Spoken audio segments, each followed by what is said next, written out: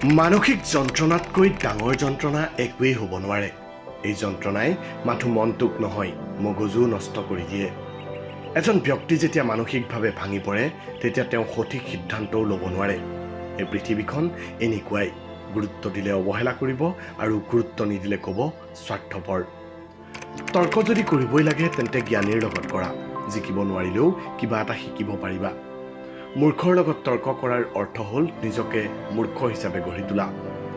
জীৱনত বেয়া সময় অহাটো ভাল, কাৰণ বেয়া সময় নাহিলে কেতিয়াও মুখা পিন্ধা মানুহবোৰ চিনিব নোৱাৰিব।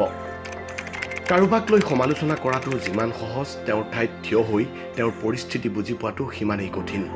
শৰীৰৰ সকলোতকৈ দামী অংশ হ'ল হৃদয়, য'ত থকাৰ যোগ্যতা সকলোৰে নাথাকে।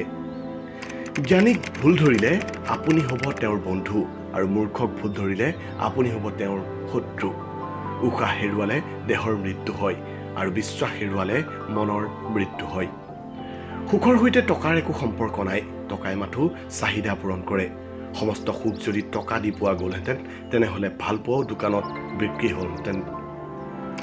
অলপ দেৰিকৈ হ'লেও নিজৰ ভৰিত থিয় দিবলৈ শিকক, কাৰণ আপোনাক এই সমাজে আপোনাক আপোনাৰ যোগ্যতাৰ ভিত্তিতহে বিচাৰ কৰিব।